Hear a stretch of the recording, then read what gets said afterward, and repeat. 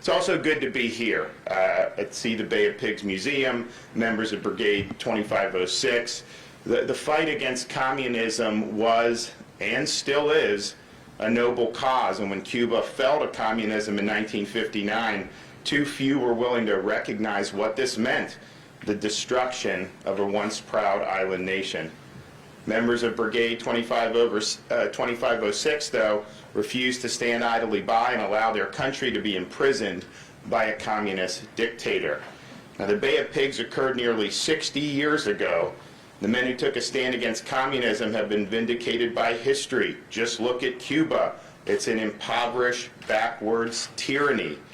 And also, you look around the Western Hemisphere, those countries that embraced Marxism, Leninism, have witnessed calamitous results. And we see that every day, particularly in the socialist dictatorship of Venezuela. Meanwhile, as Cuba has suffered under the yoke of communism, the veterans of the Bay of Pigs and many other Cuban exiles have lived here in South Florida in freedom, and they and their families have served as the backbone of this community in Miami for decades. And just compare the success that we see down here in South Florida to the impoverishment and the disaster that we see in places like Cuba living under communism. So Cuba's loss was our gain. These are veterans that we really appreciate.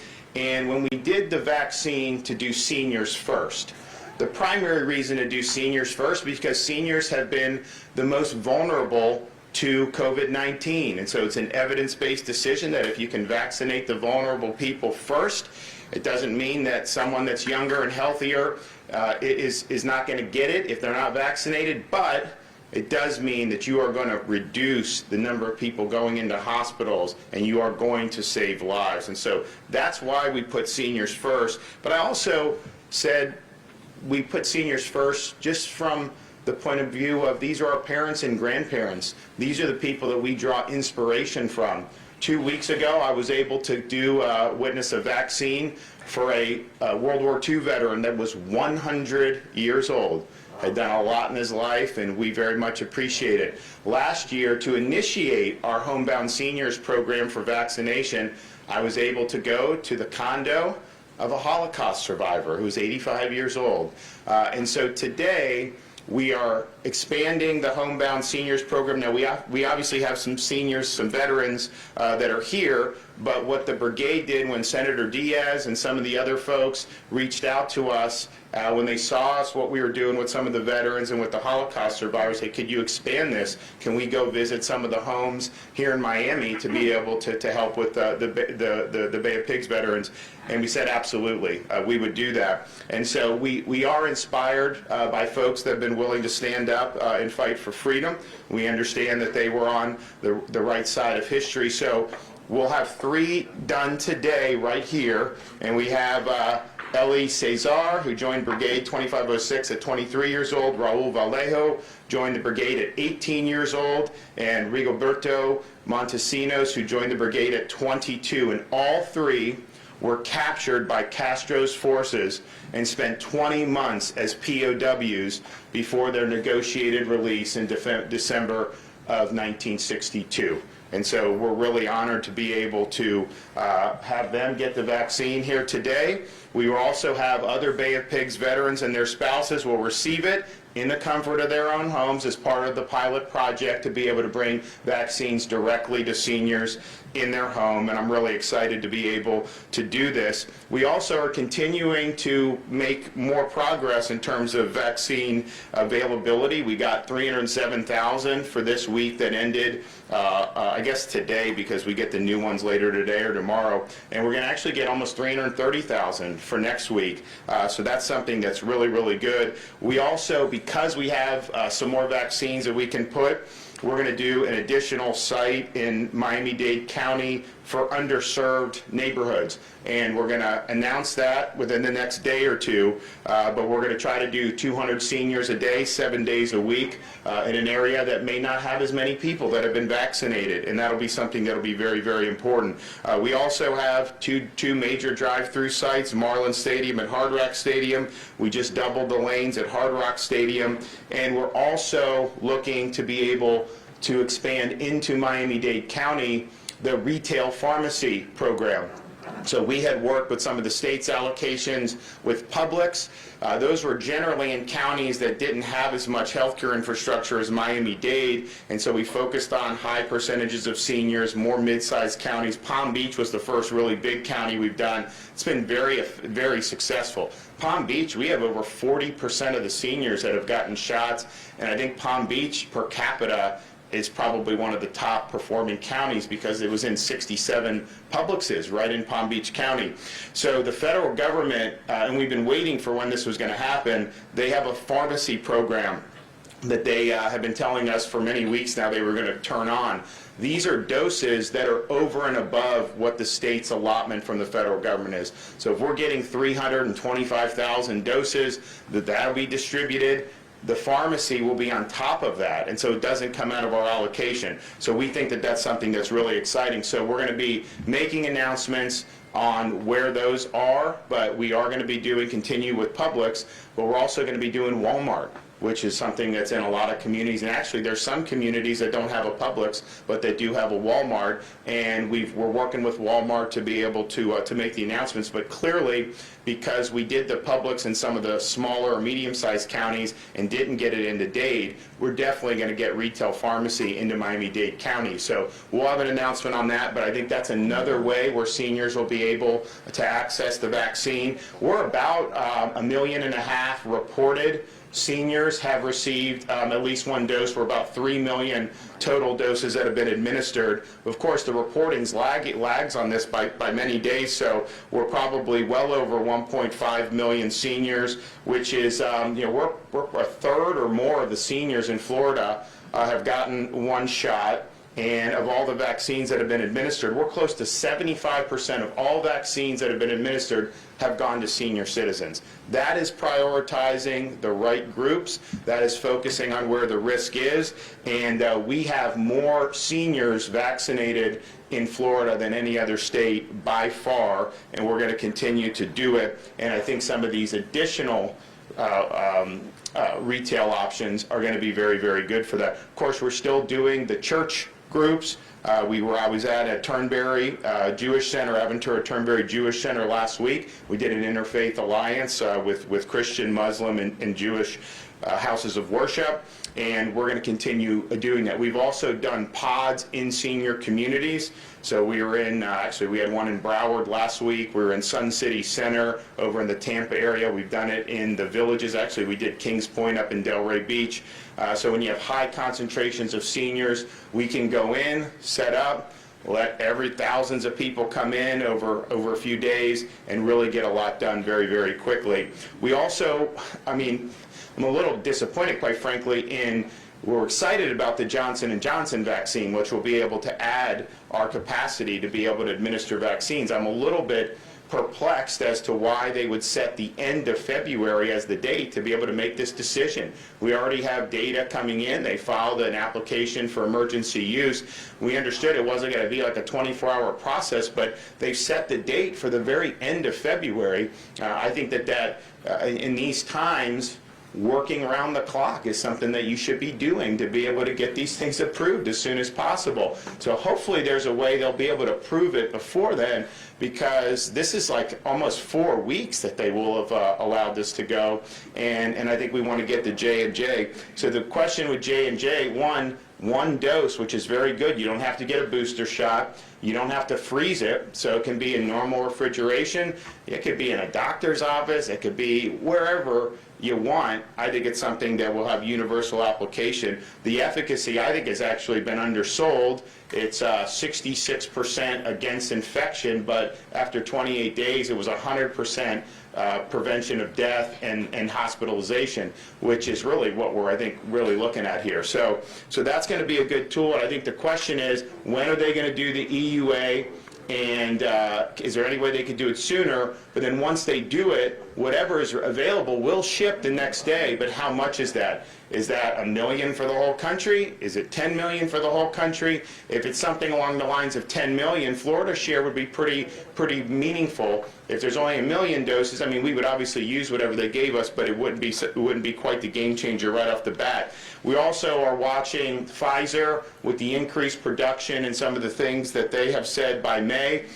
If we start getting more and more Pfizer, we have a lot of capacity to store it in the -70. I mean, people have these freezers, people have invested in them, and we'll be able to put that to good use, so we want to make sure that we're keeping an eye out for that. But I think what's going to happen is when all the vaccines got dumped in Christmas time, obviously the hospitals were doing what they were doing, but they didn't really pick up until the new year. So initially it was like, okay, there's these vaccines, they should all be going. Then things started picking up, and you were doing 350, 400, 450 a week of initial doses, but the supply was not 350, 400, 450. It was about 250,000 a week. We were getting 266. Now we're finally over 300. So you have a lot of demand, and the supply isn't quite there. But what's happening is as more and more seniors get the shot, it softens the demand a little bit. We still have a lot of people on the website and everything, don't get me wrong.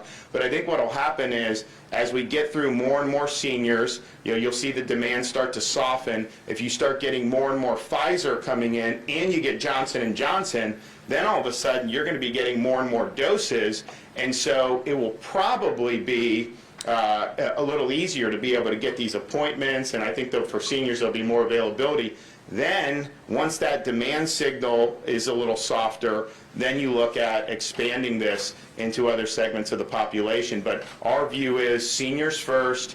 We're not going to rest until every senior that wants a shot gets a shot. I think we'll be able to, if we can continue to get 300,000+, if we do get J&J, if we get some more Pfizer and the federal pharmacy program on top of all of this, we're going to be in much better shape in terms of the supply than we were a couple weeks ago. So all in all, I think that this has been something that's given people a lot of hope. Of course, if you look at the COVID metrics nationwide, I mean, it's going down all across the country, which is a really good sign. In Florida, I mean, we've had, I think, a 25, 30, 35%, something pretty steep drop in the COVID patients being treated in Florida hospitals statewide. And even in Miami-Dade, I think the hospital census for COVID reached about half of what it was over the summer when we went through the winter season with this. And so I think folks here have done a really good job. So I think there's a lot to be excited about. We just got to keep plugging away. This program is another way that we're trying to do it. Go to churches, go to synagogues. And we were out at Pahokee in western Palm Beach County visiting an underserved community. We have retail sites. Hospitals are still doing a lot. And if you look, the hospitals are doing a lot of the second doses now because those are coming due. So you're doing 50, 60,000 second doses a day, which is really, really good. So we're running the gamut on this, and we're going to continue to do it until our seniors get what they need. But I'm excited to be able to be here and to see these shots go. So do we have Moderna or Pfizer? Pfizer. Okay, so they're going to all get their shot, and then we'll make sure that you get the appointment for 21 days to be able to get the booster shot. So do you guys want to go ahead and do the thing? I guess they've already signed their consent forms, so they're ready to go with that. And now I guess you guys are ready to do the poking. Okay. Oh, cool. Oh, this is much better than mine. Thank you. Governor, thank you so much for being here and all the help you give Miami. Taking the right approach. We absolutely support you seniors first. We know we got the majority of seniors sitting over by the grave. Right here in the city in this district. All the help you give us, we'll be very grateful for that one. We're going to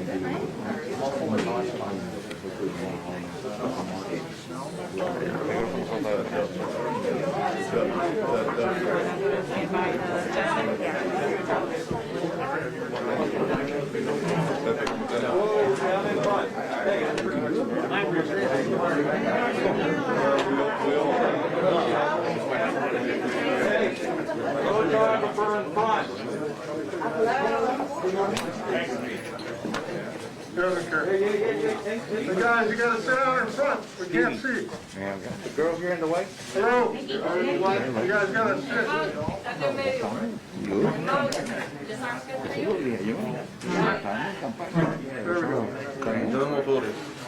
Oye, ¿por qué tú no pones una inyección? ¿Por qué tú no pones una inyección?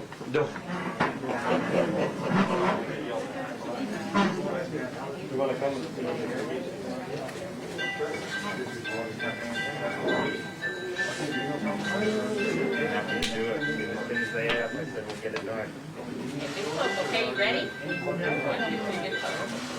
No problem. No, that's what it is. These guys are handling a lot more.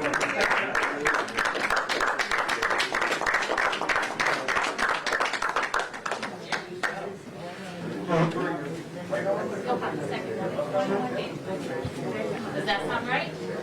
Sound good? Okay. I'm gonna go ahead and sign this. This is standing, that's the, okay, my friend?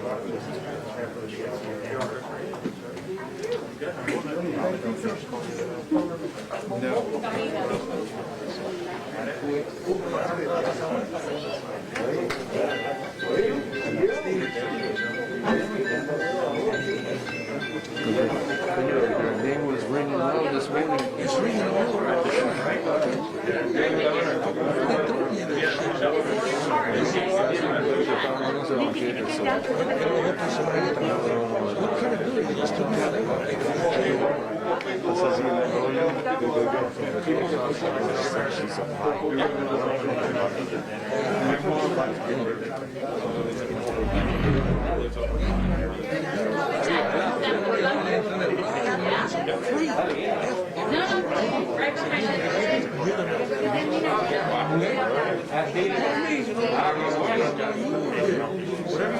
Yo te voy a quedar arriba seguro. In a couple of weeks.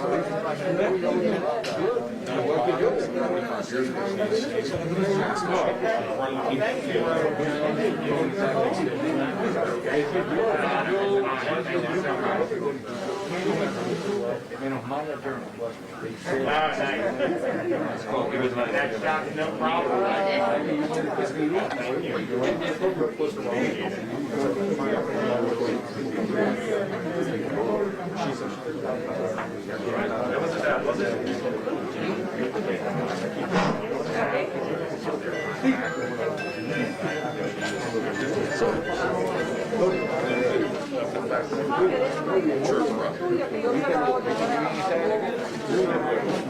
Se me protege porque yo me descarrilo un poco. Solo para ti.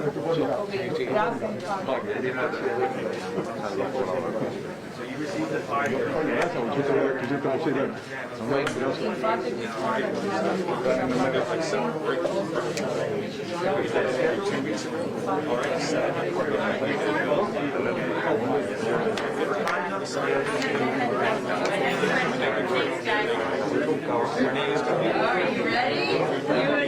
You and me, baby. Nice smile. Sir.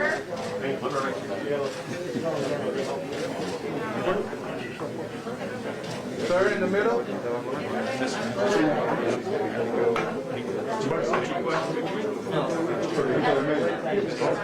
Quítame de medio porque ¿quién está tirando fotos?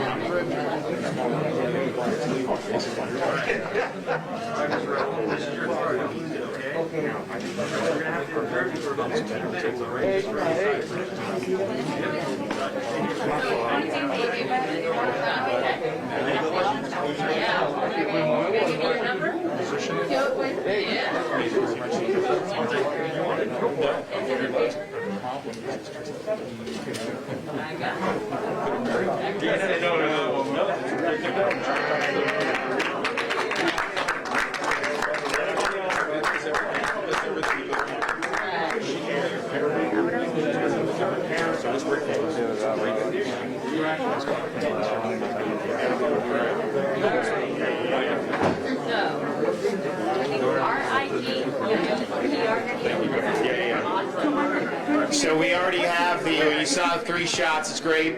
They're already in the field visiting the seniors in their homes, the Bay of Pigs veterans and their spouses, so we really appreciate it. I also want to thank all the folks here. We got Vance, we've got Rizzo, Diaz. Where's Manny Diaz isn't here? No. Okay. We got Steve Bovo. Are you going to run for mayor of Hialeah? Should he run? I'll support him if he runs. So go ahead and throw your hat in the ring. So good. It just got announced. Yeah. So good. All right. You guys have any questions? Yes, ma'am. Just questions about the rollout, because so many people are still waiting for appointments with so many different sources. When you said 307,000 last week and 330,000 next week, is that this week that we're beginning now? So basically, the 300, I think it's 325,000 is the allotment we got from the federal government that's going to arrive Monday, Tuesday, Wednesday. Of this week, right. So obviously if it arrives on Tuesday, by the time you put, you're not going to put it in arms until Wednesday, sometimes Thursday, depending on where it's going. And so what we're using right now for the initial doses is still that 307,000 dose that we got. 325 is coming. 325 is going to be here Monday, Tuesday, Wednesday, and throughout that time period. And one more, you said 200 seniors a day. Are those new homebound seniors county-wide? Oh, so on the underprivileged neighborhood one, that is specifically bringing in, so it'll be probably a pod into a community that has not had as many access to vaccines. We've tried to get at this with the churches and some of that other stuff, but what we found is, look, we were in Pahokee, we did it, it was really good, so we said, let's just try to get some more. So Miami-Dade's going to be one, and we're going to do a few more throughout the state, so we'll have those details announced in a minute. Yes, sir. Governor, on the UK strain, has there been any discussion about allocating some of these vaccines to parts of the state where we're starting to see a growing number of this strain? That's something that the former commissioner has kind of flouted as maybe being done in Southern California or in parts of Florida. So in terms of strain, I think that, look, obviously this is a dynamic situation. You've got to be able to make decisions, and sometimes you may have to adjust. The adjustments we've been making are finding areas where the senior population has gotten a smaller percentage than we would like. And so of this coming dosage, some of the counties and the state sites are going to get plus. Many of them are getting plussed up, but the ones that are getting plussed up more are the ones that had the percentage of seniors vaccinated at like 18 or 19%. Like I said, there's some that have over 50% of seniors. Some counties, Palm Beach has 1.5 million people, and they have 40-some% of their seniors. We have some other places that have 18, 19, 20%. So that's kind of how we've done it, and I think that that's what we want to see. We want to see as many seniors as possible. If there's a recommendation of that, then obviously that we can look at it. Everything I've been told, though, is that these different strains, particularly for an mRNA virus, which is what the Pfizer and Moderna are, that it still has the same impact and the same effect. Yes, sir. Some of our veterans are not able to travel, have already been vaccinated today thanks to your program. Yeah, no, exactly. So basically, that was why we wanted to do the homebound. If you're 65 and vigorous, which many of our 65 girls, thank God, are, getting in the car and going, and you could drive across town. Some people are even going to different counties because they want the vaccine so bad, and that's totally fine. But you have some of these folks in their late 80s who may not be as comfortable doing that, and we got to figure out a way to get in. Now, some hospital systems, to their credit, have been doing this from day one, and I really appreciate that. But when we get requests, we say we're going to do it. So we've been able to do a bunch of Holocaust survivors, now brigade veterans, and we're going to continue to do more. I'll have some more announcements about some of the other stuff that we're going to be doing over the next, yes, sir? I wasn't clear enough. I bet they were vaccinated thanks because they're veterans of the Bay of Pigs, and thanks to your program. No, I know. Well, that's why we're doing it. That's why we're doing it. And as I said, it's when you're talking about seniors first, it's the right thing to do given how this virus behaves with different ages, but it's also the right thing to do to honor our elders. These are folks who, in this case, have put their lives on the line to defend freedom against communism. Whether you have the World War II veteran I was with a couple weeks ago that put his life on the line to defeat Nazi tyranny, or whether you have somebody like the Holocaust survivor I was with who had her whole family completely eliminated through the reign of terror by Nazi Germany. She was a 6-year-old orphan and luckily taken in by Catholic priests and eventually made it to America. So these are folks that we draw inspiration from, and it's the right thing to do. Medically, it's the right thing to do, but morally, it's the right thing to do. All right, I'm going to be back soon. I got to run to my next thing. Thanks, guys.